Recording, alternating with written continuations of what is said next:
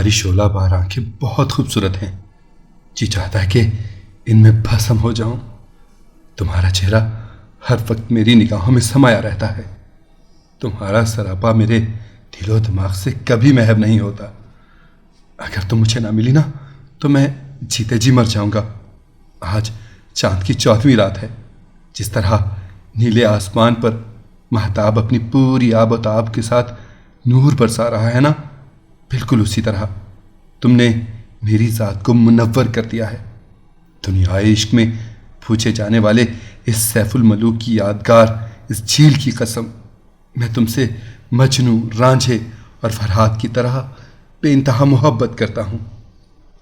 جھیل سیف الملوک کے کنارے بیٹھے ارمغان نے اپنی محبوبہ سمرانہ کے ہاتھ تھامتے ہوئے بڑے جذب کے عالم میں کہا تو بے خودی میں سمرانہ نے اپنے محبوب کے ہاتھوں کا بوسہ لیتے ہوئے اپنے لب واہ کیے۔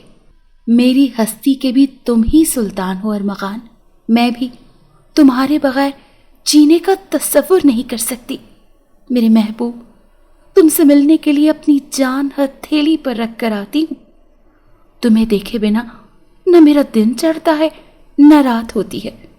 یقین کرو جانے سمرانہ، مجھے کھانے پینے اٹھنے بیٹھنے کا کوئی ہوش نہیں، بس ہر وقت انہی فکروں میں غلطاں رہتی ہوں کہ فراق کی گھڑیاں کب ختم ہوں گی، کب پروردگار ہمارا ملن ہمارا مقدر کرے گا۔ ابھی تو ہمارے گھرانوں کو ہماری محبت کا نہیں پتا، جب انہیں پتہ لگے گا تو ہر کوئی رکاوٹیں ڈالنے میں پیش ہوگا۔ ارمغان نے سمرانہ کی فکر مندی سن کر پیار سے اس کے گال پر ہاتھ رکھتے ہوئے کہا، فکر کیوں کرتی ہو سمرانہ؟ میں ہوں نا، اللہ نے چاہا تو ہم اپنے اپنے گھر والوں کو ہماری شادی پر منا ہی لیں گے انشاءاللہ۔ ارمغان اور سمرانہ دونوں محبت بھری باتوں میں مگن تھے کہ اچانک ارمغان پریشانی سے پہلو بدلنے لگا۔ سمرانہ نے گھبرا کر پوچھا، کیا ہوا ارمغان؟ طبیعت تو ٹھیک ہے تمہاری؟ پتہ نہیں سمرانہ، سمجھ نہیں آ رہی مجھے کیا ہو رہا ہے۔ ایسے لگ رہا ہے جیسے کوئی مجھے اپنی طرف کھینچ رہا ہو۔ ارمغان کی بات سن کر سمرانہ کے ماتھے پر شکنیں ابھر آئیں۔ اس نے تیزی سے ارمغان کو سنبھالتے ہوئے تشویشناک لہجے میں کہا، مجھے لگتا ہے کوئی آدم ذات تمہیں قابو کرنے کے لیے کوئی عمل کر رہا ہے۔ خدایا، میں کیا کروں؟ یا اللہ مدد فرما، ہم نے کسی کا کیا بگاڑا ہے؟ ارمغان، چلو یہاں سے فوراً کہیں دور چل نکلتے ہیں۔ ہم اس آدم ذات کی حدود سے نکل گئے تو محفوظ ہو جائیں گے۔ اس سے پہلے کہ جنوں کا یہ عاشق جوڑا یہاں سے روانہ ہوتا، یکدم ارمغان کا جسم وہاں سے خود بخود پرواز کرنے لگا۔ ارمغان نے بمشکل اپنے حواس مجتمع کرتے ہوئے کہا، سمرانہ، گھبرانا نہیں، میں جلدی واپس لوٹوں گا، میرا انتظار کرنا۔ الفاظ ابھی پورے نہیں ہوئے تھے کہ ارمغان سمرانہ کی نظروں سے اوجھل ہو گیا اور سمرانہ روتی کرلاتی سر پکڑ کر بیٹھ گئی۔ آنسو اس کی آنکھوں سے مسلسل بہہ رہے تھے۔ اسے سمجھ نہیں آ رہی تھی کہ وہ اپنے ارمغان کو کہاں تلاش کرے۔ اس کی جناتی طاقت اپنے محبوب کو ڈھونڈنے یا کھوجنے میں ناکام ہو رہی تھی۔ بالامر مجبوری اسے جھیل سیف الملوک سے اپنے گھر، اپنے قبیلے کی طرف پرواز کرنا ہی پڑی، مگر وہ اپنی زندگی کو تلاش کرنے کا، اسے واپس لانے کا مصمم ارادہ کر چکی تھی۔ ارمغان کو ہوش آیا تو اس نے خود کو ایک ویرانے میں موجود پایا۔ اس کے سامنے ایک سادھو بیٹھا ہوا منتروں کا جاپ کر رہا تھا۔ ارمغان کے حاضر ہوتے ہی اس سادھو نے چھپاک سے اپنی آنکھیں کھولی۔ جب بولا تو اس کے منہ سے اس کی طرح انتہائی مکروہ کانوں کی تکلیف پہنچاتی آواز خارج ہوئی، میں ہوں شیطان کا پجاری، میرا عمل ہے دوداری، آ گیا تو تیری کیا مجال، کہ رگھوناتھ کے منتروں کا جاپ ہو اور تو میرے چرنوں میں حاضر نہ ہو؟ کیسے نہ آتا؟ تجھے آنا ہی پڑنا تھا۔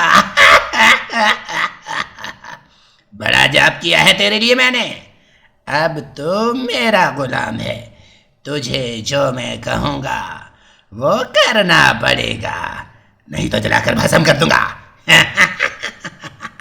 میں ہوں شیطان کا پجاری، میرا عمل ہے دودھاری۔ ارمغان کے آسان خطا ہو گئے جب اسے پتا چلا کہ وہ ایک ہندو پلیت سادھو کے ہتھے چڑھ گیا ہے۔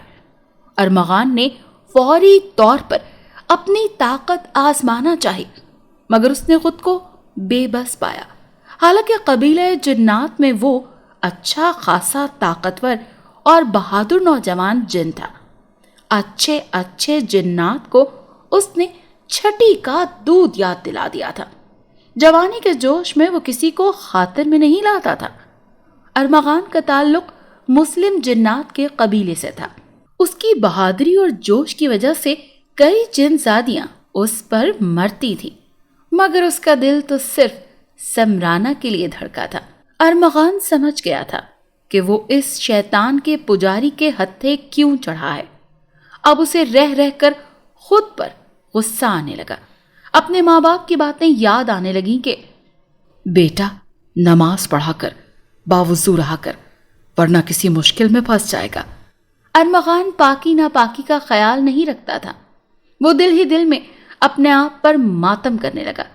ارمغان نے ایڑی چوٹی کا زور لگا لیا، اپنے ہر جناتی صفت کو آزما لیا، مگر وہ رگھوناتھ کا بال بھی بیکا نہ کر پایا۔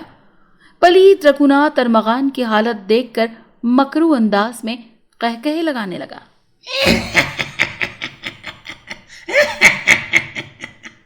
پھر بڑی رونت سے بولا، بس بہت ہو گیا، چل ختم کر اپنے کھیل اور میرے چرنوں میں جھک جا۔ اگر میرا کرودھ بڑھ گیا تو بھسم کر ڈالوں گا۔ ارمغان کو نہ چاہتے ہوئے بھی اس کے سامنے ہتھیار ڈالنے ہی پڑے۔ نام کیا ہے تیرا بالک؟ پر چھوڑ، مجھے تیرے نام سے کیا لینا دینا، بس تو میرا غلام ہے، یہ یاد رکھ۔ آج سے تیرا نام غلام ہی ہے۔ اگر میں کہوں گا دن ہے تو سمجھ لینا دن ہے، اگر میں کہوں گا رات ہے تو یقین کر لینا کہ وہ تیری زندگی کی رات ہی ہے۔ سمجھ میں آئی بات یا سمجھانا پڑے گا؟ رونت سے کہتے ہوئے رگھوناتھ نے منتر پڑھ کر ارمغان پر پھونک ماری تو وہ تڑپ کر رہ گیا۔ اسے نامراد سادھو کے آگے گھٹنے ٹیکنے ہی پڑے۔ رگھوناتھ نے ارمغان کو اپنے اشاروں پر نچانا شروع کر دیا۔ جائز و ناجائز کام بحالت مجبوری ارمغان کو کرنے ہی پڑتے۔ رگھوناتھ کی غلامی میں اس کے دن رات کٹنے لگے۔ رگھوناتھ پلیت نے اسے فارغ وقت میں بھی کہیں جانے سے منع کر رکھا تھا۔ رگھوناتھ جب بھی کوئی کام کرواتا، ارمغان بادل نخواستہ وہ کام سر انجام دیتا اور ساتھ میں اللہ تبارک و تعالیٰ سے توبہ استغفار بھی کرتا۔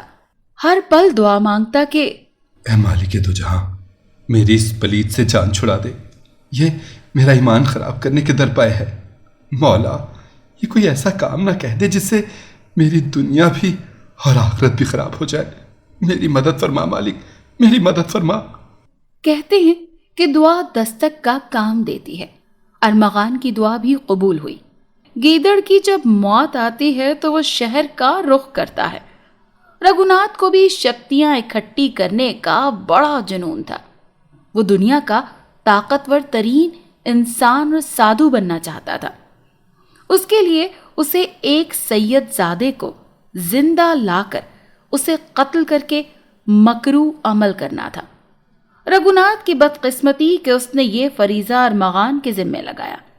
ارمغان اس کے منتروں میں جکڑا چار ناچار کسی سید زادے کو اغوا کر کے لانے کے لیے انسانی آبادی کی طرف پرواز کر گیا۔ ارمغان نے اپنی جناتی طاقت سے پتہ لگایا اور سید صبغت اللہ شاہ صاحب کے گھر کی طرف روانہ ہو گیا۔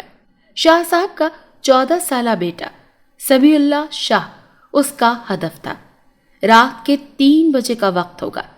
ارمغان جیسے ہی شاہ صاحب کے گھر کی حدود میں داخل ہوا، اسے ایک جھٹکا لگا۔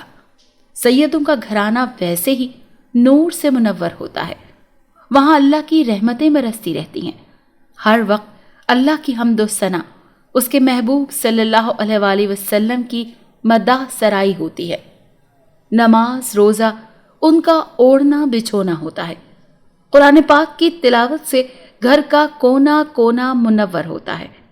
ارمغان کی اچھی قسمت کہ وہ ہندو سادھو کے زیر اثر ہونے کے باوجود اس کے حکم کی تعمیل میں یہاں آن پہنچا۔ اس پاک حدود میں داخل ہوتے ہی رگھوناتھ کے منتروں کا عمل پانی ہو گیا۔ چونکہ ارمغان ایک مسلمان جن تھا، اسی لیے اس پاک حدود میں داخل بھی ہو گیا، ورنہ کسی غیر مسلم جن کی مجال ہی نہیں تھی کہ وہ یہاں قدم بھی رکھ پاتا۔ ارمغان کی سماعتوں میں دل میں اتر جانے والی پرکشش آواز ٹکرائی، آ جاؤ بیٹا، میرے پاس آ جاؤ۔ اور ارمغان بے اختیار ہو کر اندرونی حصے میں ایک سائٹ پر بنے کمرے میں کھنچتا چلا گیا۔ اسے لگا کہ وہ کسی پرنور سے مقام پر آ گیا ہے۔ مدھم مدھم سی روشنی، کمرے میں لگے سفید پردے، اگربتی کی بھینی بھینی سی مہک، ارمغان کی روح معطر ہو گئی۔ اس نے دیکھا تو سامنے سفید اجلے لباس میں ملبوس ایک پرنور چہرے والے بزرگ تشریف فرما تھے۔ السلام علیکم۔ ارمغان نے بے ساختہ شاہ صاحب کی خدمت میں سلام پیش کیا، جس پر شاہ صاحب نے مسکراتے ہوئے وعلیکم السلام کہا۔ صاحب نظر شاہ صاحب نے ارمغان کو اپنے قریب بیٹھنے کا اشارہ کیا اور انتہائی حلیم لہجے میں مخاطب ہوئے۔ کہو، کیسے آنا ہوا بیٹا؟ ہم آپ کے منہ سے سننا چاہتے ہیں، کھل کر اپنی پریشانی بیان کرو، بلکہ ایسا کرو کہ پہلے غسل کرو، خود کو پاک صاف کرو، وضو کر لو۔ ہمیں اندازہ ہے کہ بہت بے چین ہو رہے ہو اس ناپاکی کی وجہ سے۔ اس سے پہلے کہ ارمغان کوئی بات کرتا، شاہ صاحب نے اس کی پریشانی بھانپتے ہوئے غسل خانے میں جانے کا اشارہ کیا۔ ارمغان پاک صاف ہونے کے بعد کپڑے لینے لگا تو وہاں اس کے اتارے ہوئے کپڑوں کی جگہ دوسرا صاف ستھرا لباس موجود تھا۔ ارمغان نے وہ کپڑے پہنے تو وہ سب بالکل پورے تھے، جیسے اسی کے ناپ کے ہوں۔ ارمغان شاہ صاحب کی روحانیت کا قائل ہوتا ہوا ان کی خدمت میں پھر سے حاضر ہوا۔ ارمغان کے بولنے سے پہلے ہی شاہ صاحب گویا ہوئے۔ بیٹا، اب آپ اس پلید ہندو جادوگر کے زیر اثر نہیں ہو، کھل کر ہمیں ساری تفصیل بتاؤ کہ آپ کے ساتھ کیا کیا حالات و واقعات پیش آئے۔ ارمغان نے شاہ صاحب کو بتایا کہ میرا تعلق جنات کے مسلم قبیلے سے ہے شاہ صاحب۔ جھیل سیف الملوک پر میں سمرانہ کے ساتھ بیٹھا تھا کہ اچانک ہی رگھوناتھ کے منتروں کے زیر اثر اس کے ہتھے چڑھ گیا تھا۔ ارمغان نے ساتھ میں یہ بھی بتایا کہ میں اسیری کے دنوں میں بھی ہر وقت اللہ سے نجات کے لیے دعائیں کرتا رہتا تھا۔ شاہ صاحب ارمغان کی رودات پوری توجہ سے سن رہے تھے۔ شاہ جی، اب رگھوناتھ مزید شکتیشالی بننے کے لیے کوئی عمل کرنا چاہتا تھا جس کے لیے اسے کسی سید زادے کی ضرورت تھی جسے وہ اغوا کر کے قتل کرنے کے بعد ہی اپنے مقصد میں کامیابی حاصل کر سکتا تھا۔ ارمغان کی بات سن کر شاہ صاحب نے انتہائی سنجیدگی سے کہا، اچھا، تو آپ اسی لیے یہاں آئے تھے کہ ہمارے صاحبزادے کو لے جائیں؟ ارمغان فوراً مؤدب ہوتے ہوئے بولا، سرکار، میری کیا مجال کہ میں ایسا کر سکوں، بس اس کے منتروں کے زیر اثر یہاں آ گیا، اور سچ کہوں تو یہ میری خوش قسمتی ہے کہ میں آپ کے قدموں میں آن پہنچا ہوں اور اس کے اثر سے نجات پائی ہے۔ ارمغان بیٹا، آپ ایک نیک جن ہو، یقیناً آپ کے ماں باپ کی نیکیاں اور ان کی دعائیں آپ کو بچا رہی ہیں۔ میرے بیٹے، رگھوناتھ کے چنگل سے آپ آزاد ہو چکے ہیں، اگر چاہو تو اپنے گھر چلے جاؤ۔ شاہ صاحب کی بات سن کر ارمغان آگے بڑھا اور عقیدت سے ان کے ہاتھ چومتے ہوئے بولا، سرکار، ایک عرض کرنا چاہتا ہوں۔ شاہ صاحب نے شفقت سے اس بات میں سر ہلایا تو وہ پھر سے گویا ہوا۔ سرکار، رگھوناتھ جیسے پاپی، پاکھنڈی، ناپاک خیالات کے لوگ نہ تو انسانیت کے لیے فائدہ مند ہے اور نہ ہی جنانیت کے لیے۔ یہ کمینہ فطرت شخص اللہ کی مخلوقات کو تنگ کرتا ہی رہے گا۔ اگر آپ اجازت مرحمت فرمائیں، اپنا دست شفقت مجھ پر رکھیں تو میں اس رگھوناتھ کو جہنم واصل کرنا چاہتا ہوں، تاکہ انسانیت اور جنانیت کو اور دیگر مخلوقات کو اس کے شر سے پناہ مل سکے۔ ارمغان کی بات سن کر شاہ صاحب کے چہرے پر مسکراہٹ عود آئی۔ ٹھیک ہے بیٹا، میں آپ کو اسم اعظم دیتا ہوں جس سے وہ خبیث جادوگر آپ پر اپنا جادو نہیں چلا سکے گا، اور اللہ کے حکم سے اس کی کوئی شکتی بھی آپ کو شکست نہیں دے سکے گی۔ میری دعائیں آپ کے ساتھ ہیں۔ اس خبیث جادوگر کو جہنم واصل کر کے میرے پاس واپس آنا۔ ارمغان شاہ صاحب سے اجازت لے کر رگھوناتھ کی مٹی پلید کرنے وہاں سے پرواز کر گیا۔ ادھر رگھوناتھ بڑی بے چینی سے ارمغان کا انتظار کر رہا تھا۔ شاہ صاحب کے گھر کی نورانی حدود کی وجہ سے اس کا جادو اسے وہاں کے بارے میں کچھ بتا نہیں پا رہا تھا۔ ارمغان جب اس کی گفا میں پہنچا تو رگھوناتھ تیزی سے اس کی طرف بڑھا اور اپنی مکروہ آواز میں بولا، کیوں بے غلام، کام کر آیا؟ کہاں ہے وہ چھوکرا جسے لینے گیا تھا تو؟ ارمغان کوئی جواب دینے کے بجائے اسم اعظم کا ورد کرتا ہوا رگھوناتھ کے قریب پہنچا اور ایک زناٹے دار تھپڑ اس کے مکروہ منہ پر جڑ دیا۔ سخت جان رگھوناتھ ایک جن زادے کا تھپڑ کھا کر اڑتا ہوا غار کی دیوار سے ٹکرایا۔ اس کا سر پھٹ گیا، خون بہنے لگا، مگر وہ مرا نہیں۔ رگھوناتھ حیرت سے بھناتا ہوا اٹھا اور چیخ کر بولا، میں ہوں شیطان کا پجاری، میرا ہر عمل ہے دو دھاری۔ تیری اتنی جرت کہ تو 2 ٹکے کا جن مجھے تھپڑ مارے؟ ٹھہر جا، میں ابھی بھسم کرتا ہوں تجھے۔ اتنا کہہ کر رگھوناتھ نے اونچی آواز میں منتروں کا جاپ شروع کر دیا۔ پھر اس نے ہاتھ لہرا کر ارمغان کی طرف جھٹکے تو آگ کے شعلے تیر کی طرح ارمغان کو اپنی لپیٹ میں لینے کے لیے لپکے۔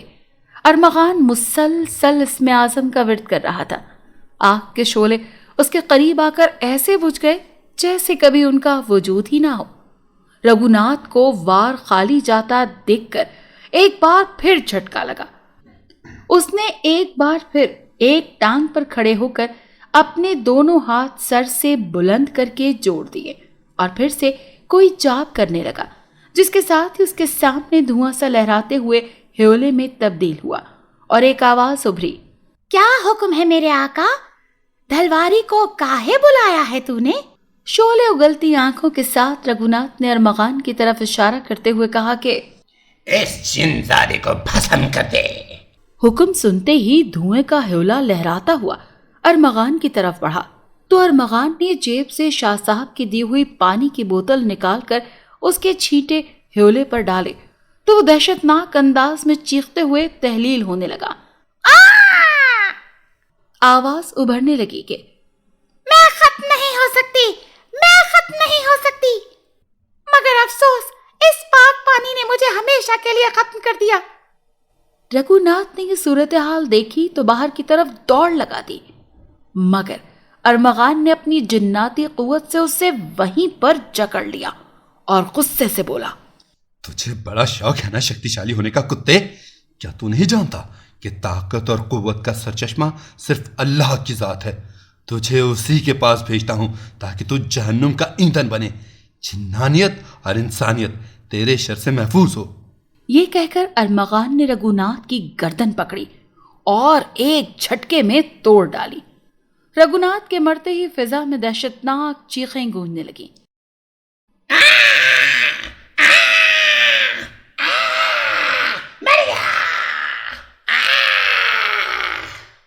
اور پھر آہستہ آہستہ سب کچھ پرسکون ہونے لگا۔ ارمغان سیدھا شاہ صاحب کی خدمت میں حاضر ہوا اور ساری رودات ان کے گوش گزار کر دی۔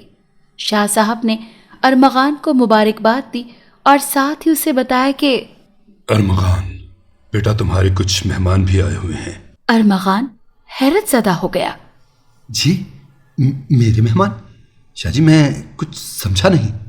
ارمغان نے پلٹ کر دیکھا تو سامنے اس کے ماں باپ بیٹھے ہوئے تھے۔ وہ بھاگ کر آگے بڑھا اور دونوں سے لپٹ گیا۔ باپ بیٹے کے سر پر ہاتھ پھیر رہا تھا، ماں اس کے بوسے لے رہی تھی۔ تم نے بہت بہادری کا کام کیا ہے بیٹے۔ کاندھے پر ایک اور ہاتھ کا دباؤ محسوس کر کے پلٹا تو بولنے والے کو دیکھ کر ایک اور جھٹکا اسے لگا، کیونکہ اس کے پیچھے سمرانہ کے والدین بھی کھڑے تھے۔ حیرت کے سمندر میں غوطے کھاتے وہ کبھی اپنے ماں باپ کو اور کبھی سمرانہ کے والدین کو دیکھ رہا تھا۔ شاہ صاحب بولے، ارمغان بیٹا، ہم نے تمہارے اور سمرانہ بٹیا کے والدین کو بلایا تھا۔ تمہارے لیے تمہارے گھر والے پہلے ہی پریشان تھے۔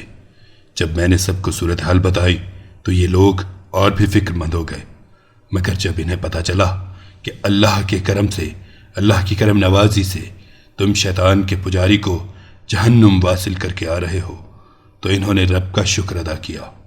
سمرانہ کے ماں باپ بھی تمہاری بہادری اور نیک نامی سے متاثر ہو گئے ہیں۔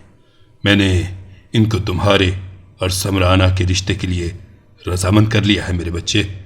اب جلد ہی تم دونوں اپنے گھر والوں کی رضامندی سے رشتہ ازدواج میں منسلک ہو جاؤ گے۔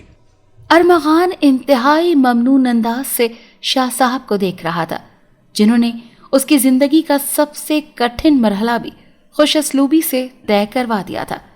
ارمغان کے والد نے آگے بڑھتے ہوئے کہا، شاہ صاحب آپ کا حکم سر آنکھوں پر۔ سمرانہ کے والد نے بھی عقیدت سے اپنی رضامندی کا اندیا دیا۔ شاہ صاحب ان سب کی طرف دیکھتے ہوئے پھر سے گویا ہوئے، ارمغان بیٹا پاک صاف اور باوضو رہا کرو، نماز قرآن کی پابندی کرو، جو اسم اعظم تمہیں ملا ہے اس کا ورد کرتے رہنا، ایسے جادوگروں کے ہتھ کنڈوں سے محفوظ رہو گے۔ اور ہاں ایک بات یاد رکھنا، اگر تم نے کسی کو ناحق تنگ کیا یا نقصان پہنچایا تو اس پاک حصار سے نکل جاؤ گے، اس لیے احتیاط کرنا۔